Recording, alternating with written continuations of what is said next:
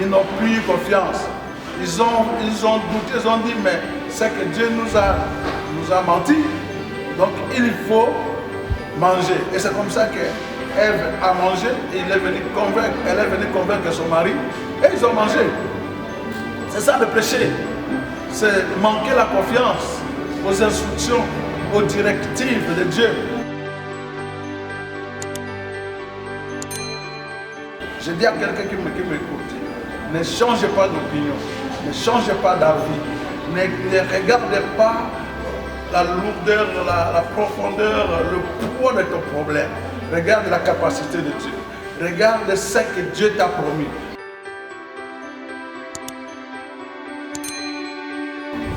De subjectivité, non. La foi est la conviction surnaturelle de l'effectivité de ce que Dieu est et ce que Dieu fait. Néanmoins, toute autre évidence qui peut m'entourer du contraire. Mais fondamentalement, je sais que Dieu doit faire. Dieu m'a dit, Dieu est tel. Il ne peut pas se rebiffer.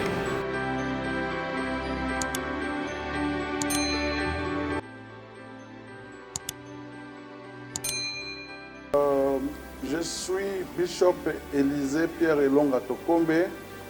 Je suis visionnaire et représentant légal de l'église missionnaire, la maison de Dieu pour toutes les nations, qui est située derrière le stade Raphaël.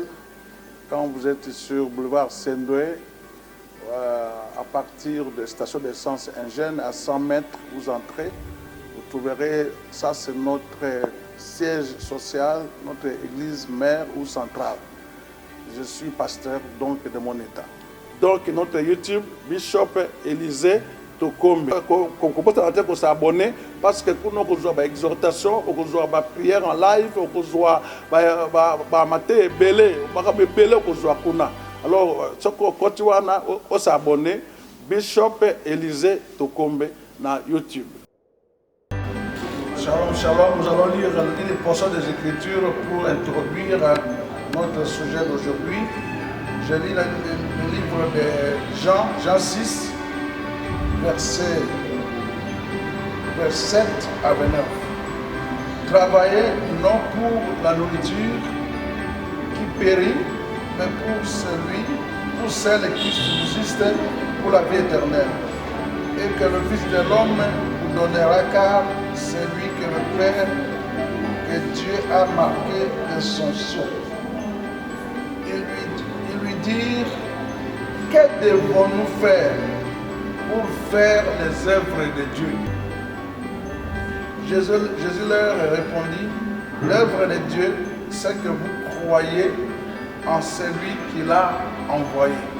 Voilà, nous allons aujourd'hui encore une fois exhorter le peuple de Dieu sur, je vous donnerai beaucoup de secrets, mais sur le secret qui attire le regard de Dieu sur une personne, sur le secret qui permet à Dieu de s'ingérer dans la vie d'une personne et de lui faire sortir de problèmes, sur le secret qui fait que le combat de l'homme devient le combat de Dieu. Sur le secret qui fait que lorsque un groupe d'hommes est pris, Dieu s'intéresse davantage d'abord à l'autre, il l'exauce. Tous, nous voulons être exaucés par Dieu. Tous, nous voulons que Dieu agisse en premier pour nous. Tous, nous voulons voir la main de Dieu. Tous, nous voulons que Dieu puisse s'impliquer dans nos affaires. Eh bien, aujourd'hui, je vais vous livrer un des secrets. J'en ai beaucoup. Je vais déballer petit à petit, petit à petit. Le premier secret qui permet à Dieu, au-delà de nos mérites, au-delà de nos incapacités, au-delà de nos vicissitudes, Dieu s'ingère, Dieu s'intéresse, Dieu se tient debout pour agir à l'avantage d'une telle femme ou tel homme. Quelle est la chose qui fait la différence entre les hommes devant Dieu? Numéro 1, c'est la foi. La foi, kondima. La foi, believe en anglais. Kondima, en lingala. Detawo, en tetela. En français, la foi. Autrement dit, la foi est définie dans Hébreu 11, verset 1 comme la ferme assurance des choses qu'on espère et la démonstration de ce qu'on ne voit pas. Or, vous ne le voyez pas, vous. Alors, la Bible va nous montrer que Dieu s'intéresse et que le premier contrat de l'homme avec Dieu, la première clause commence par la foi. Pourquoi? Parce que les hommes ont été créés par Dieu selon la Bible. Les hommes vivaient toujours sous les instructions de Dieu selon la Bible. Les hommes faisaient toujours confiance à Dieu selon la Bible. Jusqu'à ce que les jours où Adam et Ève ont manqué confiance à Dieu, n'ont plus cru à Dieu. Donc le premier péché, c'est le péché de la foi. Quand le serpent vient dans Genèse 3, et le serpent s'entretenait avec Ève, il a dit à Ève, c'est faux, Dieu sait que si vous mangez le fruit, vous serez comme des dieux, c'est pourquoi il vous a empêché. Vous a empêché. Alors, la parole que Dieu avait dite à Adam et Ève a été mise en doute. Manque de foi. Et c'est ça le plus grand péché que l'homme peut commettre. La Bible dit, toujours dans Hébreu 11, verset 6, la Bible dit que ceux qui s'approchent de Dieu croient d'abord que Dieu existe et qu'il est le rémunérateur de ceux qui le cherchent. Il dit qu'il est impossible de lui être agréable sans la foi. Donc pour être agréable à Dieu, tu dois avoir la foi. Donc la foi, c'est cette confiance absolue, ce n'est pas une opinion. L'opinion est le résultat des sentiments, des subjectivités. Non, la foi est la conviction surnaturelle de l'effectivité de ce que Dieu est et ce que Dieu fait. Néanmoins, toute autre évidence qui peut m'entourer du contraire. Mais fondamentalement, je sais que Dieu doit faire. Dieu m'a dit, Dieu est tel. Il ne peut pas se rebuffer. C'est ça qu'on appelle la foi.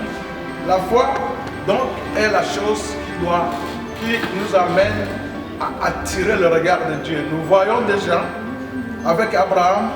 Abraham était un homme pécheur comme nous. Il connaissait toutes ses faiblesses. Il connaissait comment il a tentonné avec la promesse d'Isaac.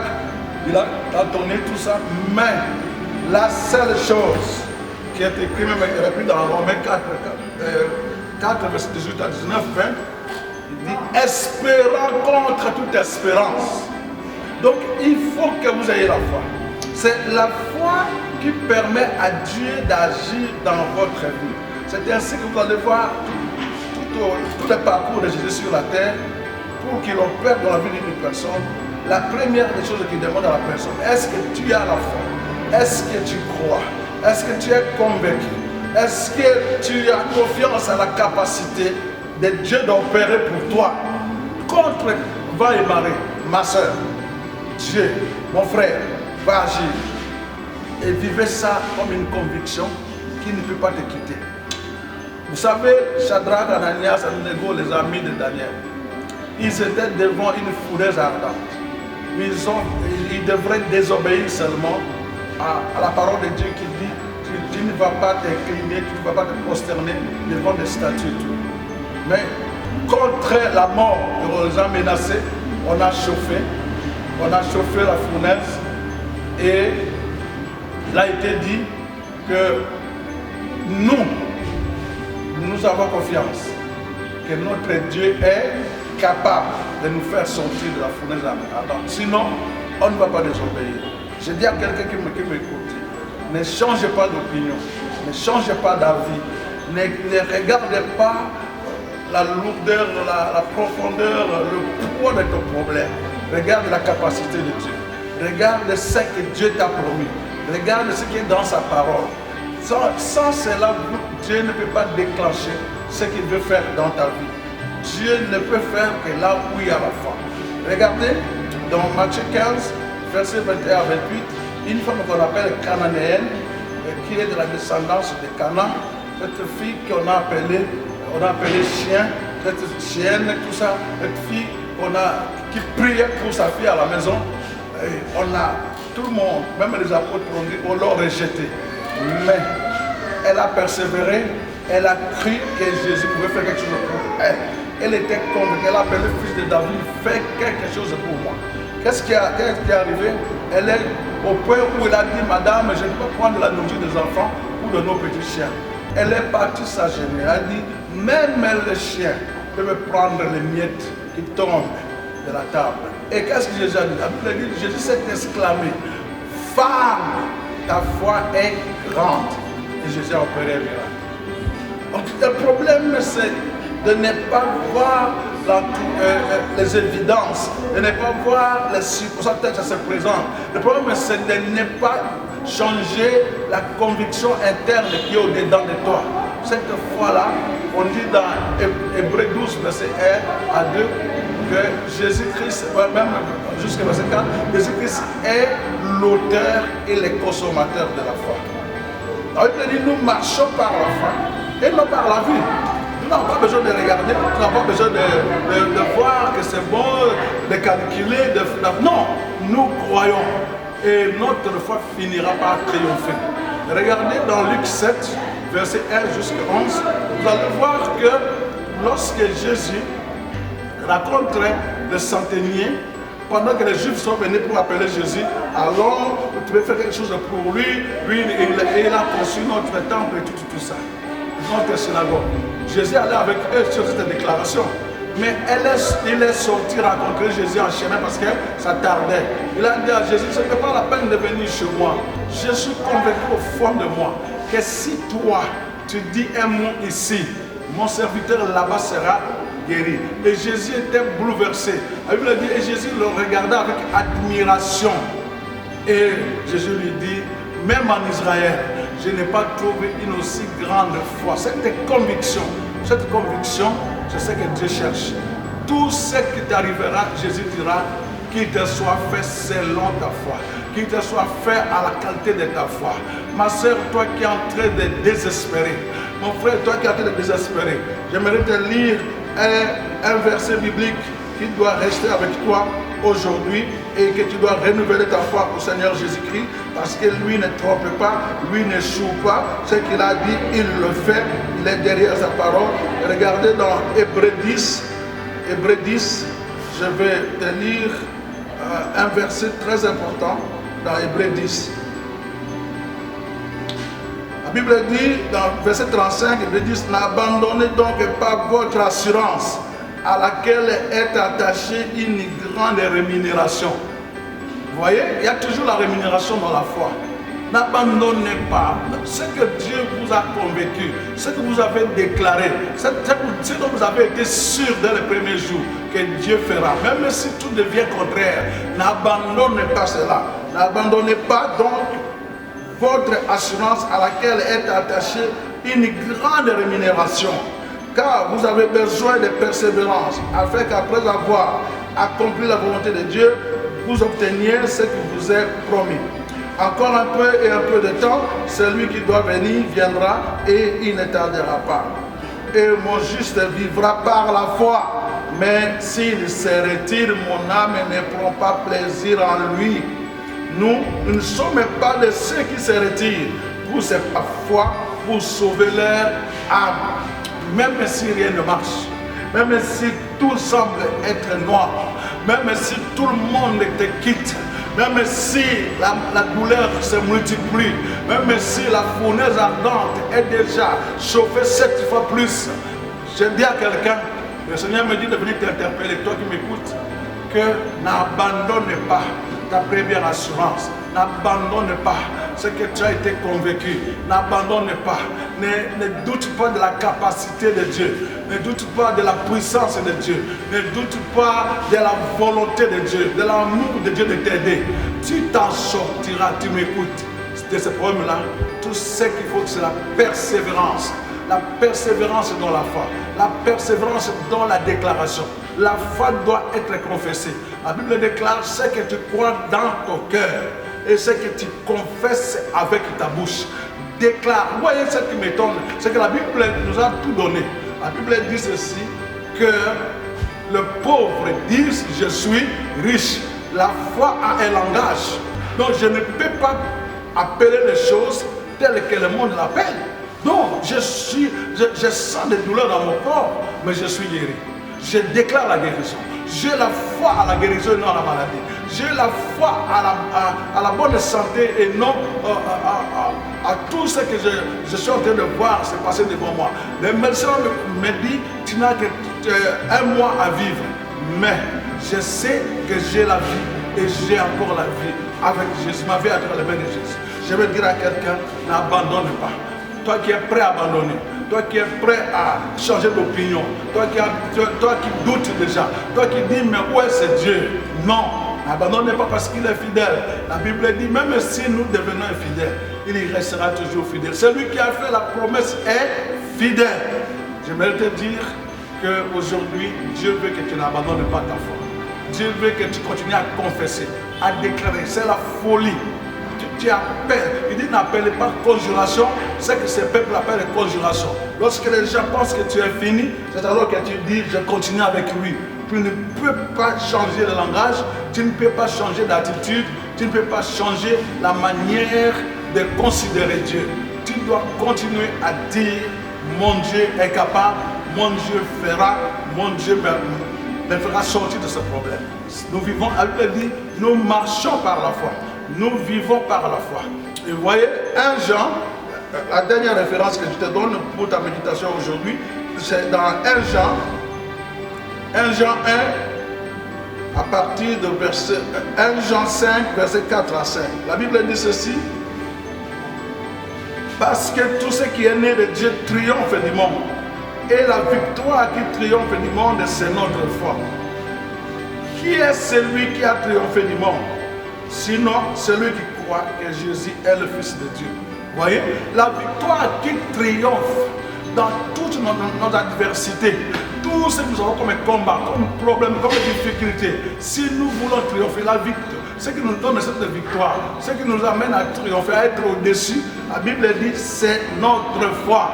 Dans le monde, nous aurons des combats, nous aurons des difficultés, nous aurons des problèmes, mais la chose qui va nous amener à triompher de tout cela, c'est notre foi, c'est notre intime conviction, c'est notre attachement à la bonté de Dieu, à la grâce de Dieu, à la faveur de Dieu, à l'amour de Dieu. Dieu est tellement bon qu'il ne te laissera pas dans ce problème à jamais. Dieu est tellement amour qu'il finira par te donner une solution. Dieu est tellement créateur de ta destinée qu'il ne peut pas te laisser déchoir pour toujours. Voilà pourquoi aujourd'hui, perds tout, mais ne perds pas la foi. Tu peux perdre l'argent, tu peux perdre les amis, tu peux perdre un mari et une femme, tu peux perdre les enfants. Mais si tu as la foi, c'est comme ça qu'Abraham, comme il était un homme de foi, lorsque Dieu lui a demandé de sacrifier son propre fils, il avait la foi que Dieu est encore capable de susciter encore des enfants en lui. Mais aussi, il était capable, il croyait que Dieu est capable aussi de ressusciter même son fils. Voilà pourquoi il n'a pas hésité, s'il vous plaît. Je te dis d'aller lire ça dans Jean 2, verset 5. La Bible dit, Marie a dit à ceux qui étaient autour de Jésus, faites ce qu'il vous dira de faire. Donc c'est ça la foi, c'est l'obéissance, c'est la soumission, c'est la pratique des instructions de Dieu, de ce que tu as été convaincu de la part de Dieu, ce que le Saint-Esprit a mis dans tes pensées et dans ton cœur. Faites-les sans tergiverser, sans regarder à gauche et à droite, sans regarder la grandeur, sans regarder la profondeur, sans regarder l'immédiateté des choses. Dieu est capable de tout. Et il y fait tout. Et donc, nous devons vivre par la foi, nous marchons par la foi, nous déclarons notre foi, nous devons avoir les attitudes positives de la foi. quand on dit la démonstration. Je ne peux pas continuer à confesser la maladie. Je ne peux pas continuer à confesser la pauvreté. Je ne peux pas continuer à confesser l'échec. Je ne peux pas continuer à confesser la détériorisation. Tout ce que je sais que la restauration est dans le Seigneur Jésus. Tout ce que je sais, c'est que mon Dieu s'élèvera. Il s'élèvera le dernier. J'aime cette prophétie qui s'est accomplie de Job. Il dit mon rédempteur, celui qui me rachète, celui qui va prendre ma place. Il s'élèvera. Et il s'élèvera le dernier.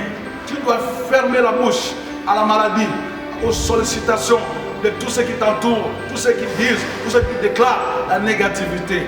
Que le fond de toi ne soit pas détérioré. Voilà pourquoi le juste vivra par la foi. Voilà pourquoi nous devons marcher par la foi. Avec la foi, nous allons déplacer les montagnes, déclare la parole de Dieu. La Bible dit, tout ce que vous demanderez en prière, croyez que vous l'avez reçu. Croyez que vous l'avez. Vous n'avez pas besoin de voir ça. Vous n'avez pas besoin de palper ça. Croyez seulement. Et les attitudes positives que c'est déjà fait. Et vous les verrez s'accomplir. Vous voyez, même la prière est dédouanée par la foi. Ce que Dieu cherche dans la prière, c'est la foi. J'ai vu Jésus plusieurs fois encourager même la femme qui avait la perte de sang. Lorsque Jésus a dit qu'il m'a touché après, il lui a dit, ma fille, ta foi t'a sauvée. Pourquoi? Parce qu'elle était convaincue depuis sa maison. Quelque chose lui avait dit, qu'on appelle le Saint-Esprit. Le Saint-Esprit lui avait dit, si tu le touches, tu seras guéri. Et elle a appliqué cela. C'est pourquoi je dis, la foi vient de la parole de Dieu qui est la vérité et qui est infaillible. La foi vient des suggestions et de l'expression du Saint-Esprit. Il nous parle jusqu'au jour du Saint-Esprit. Mais la foi vient aussi, est aussi cette voix intérieure noble qui te parle, qui te dit malgré cela, Dieu existe. Attache-toi à cela. Ne regarde pas ce qui se passe autour de toi. Je ne dis pas d'être insensé, d'agir va et que va, mais sachez-le que ceux qui ont la foi, c'est eux qui triompheront de ce monde. Est-ce que je peux prier pour ta foi? Une minute. Pour celui qui a commencé à défaillir, pour celui qui a commencé à calculer, pour celui qui a dit ça fait longtemps, pour celui qui dit ce sont les mêmes choses, j'ai beaucoup attendu. Abraham aussi a attendu, fait 5 ans. Mais comme il était un homme de foi, il a fini par avoir, déclare la Bible, l'objet de son espérance. Ça c'est dans Romains 4, versets 19 à 20. Je prie pour la foi de quelqu'un. Je prie pour que Dieu relève la foi. Si tu veux attirer les regards favorables de Dieu, si tu veux que Dieu combatte pour toi, si tu veux que Dieu puisse opérer des miracles inédits pour toi, si tu veux que les choses changent dans ta vie, si tu veux entrer dans une autre dimension d'opération avec Dieu, garde la foi. Les disciples, quand j'ai entendu Jésus parler de ces choses, ils ont dit à Jésus, augmente à nous la foi, augmente à nous la foi. La première des choses que Dieu cherche quand il te raconte, c'est ta foi. La première des choses qu'il cherche, c'est ta foi. La première chose que Jésus cherche en toi pour qu'il opère, il ne cherche rien d'autre. Il cherche, et avant toute chose, c'est ta foi. C'est ta foi, c'est ta foi. Si tu as la foi, il agit. Si tu demeures ferme dans la foi, il agit. Alors laisse-moi prier pour soutenir ta foi. Père de grâce, la Bible me dit que tu es l'auteur et les consommateurs de la foi. Très cher Saint-Esprit, regarde mon frère, ma soeur, cet enfant qui a commencé à perdre la foi, qui a commencé à remettre en doute ta capacité, qui a commencé, devant qui les images passent de négativité et qui a commencé à défaillir dans sa foi. Relève sa foi, Seigneur. Seigneur, restaure sa foi. Donne encore la puissance à sa foi. Donne encore, Seigneur, la capacité de voir les choses au-delà des évidences que le monde lui renvoie. Je veux que quelqu'un soit restauré totalement dans la foi et que tu aies le temps de lui dire qu'il te soit fait selon ta foi. Amen.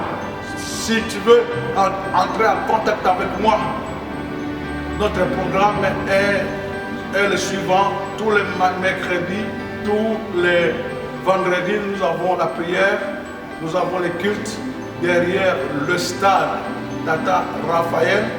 Si tu es sur le boulevard Seine à Kinshasa, tu verras la station d'essence Ingène. Il y a une avenue asphaltée. Tu entres dans cette avenue, à 100 mètres à droite, tu verras une église où c'est écrit Centre chrétien la maison de Dieu pour toutes les nations.